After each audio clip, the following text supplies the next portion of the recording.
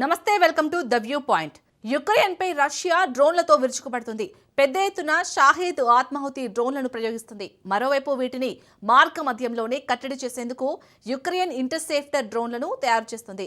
తక్కువ ఖర్చుతో చిన్న పరిమాణంలో ఎక్కువ ఎత్తులో ప్రయాణించేలా రూపొందిస్తుంది.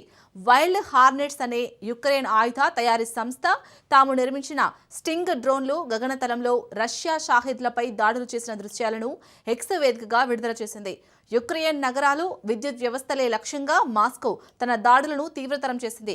దీంతో ప్రత్యర్థిని నిలువరించేందుకు ఇంటర్సెప్టర్ డ్రోన్ల మోహరింపును కీవ్ ముమ్మరం చేసింది.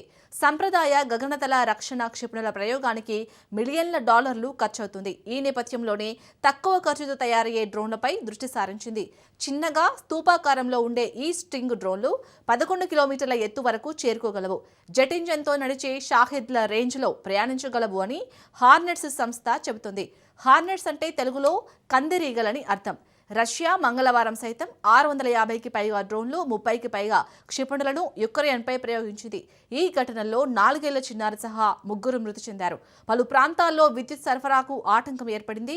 యుక్రెయిన్ విద్యుత్ వ్యవస్థలే లక్ష్యంగా ఈ ఏడాదిలో ఇది 9వ అతిపెద్ద దాడి అని అధికారులు తెలిపారు. యుద్ధం ముగింపుపై చర్చలు కొనసాగుతున్న వేళ ఈ దాడులు జరిగాయని, మారణ హోమాన్ని ఆపాలనే విషయాన్ని పుతిన్ అంగీకరించలేకపోతున్నారని జెలెన్స్కీ విమర్శించారు.